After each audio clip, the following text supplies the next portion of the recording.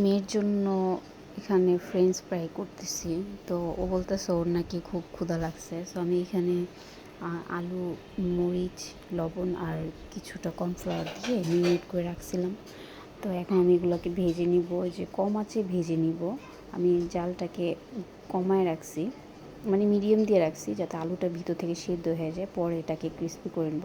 আর এইখানে আলু ভাজতে ভাজতে আমি কিছুটা চিকেনের যে উইংসগুলো থাকে, তো ওই উইংসগুলোকে আমি এখানে মেরিনেট করে কোট করে রাখছি। আমি এখানে কিছুক্ষণ ফ্রিজে রাখছিলাম যাতে সেট হয়ে যায়। তারপরে আমি পটেটোটা ভেজে দেন আমি চিকেনটাকে ভাজবো। দেখো আমার আলুগুলো কি সুন্দর একটা কালার আসছে, পুরো গোল্ডেন, দেখতে কিন্তু খুবই সুন্দর লাগতেছে, আর এটা খেতেও খুব মজা হয়েছে। তো এখন আমি এগুলোকে উঠাবো, উঠায় দেন আমি এখানে দিয়ে দিব যে মেরিনেট করে চিকেনগুলো রাখছিলাম, ওইগুলো সব দিয়ে দিব। আর এগুলোতে আমি চিকেনটা মেরিনেট করছি মরিচ, আদা রসুন, দেন সয়া সস, তারপরে ধনিয়ার গুঁড়া। তো এগুলো দিয়ে আমি ভালোভাবে মেরিনেট করে ডিমের মধ্যে চুবিয়ে দেন বিস্কিটে, আমি এখানে ব্রেড ক্রাম ইউজ করি না, আমি এখানে বিস্কিটের গুঁড়া ইউজ করছি। তো বিস্কিটের গুঁড়ো দিয়ে কোট করে আমি এখানে ফ্রিজে রাখছিলাম কিছুক্ষণ যাতে সেট হয়ে যায়।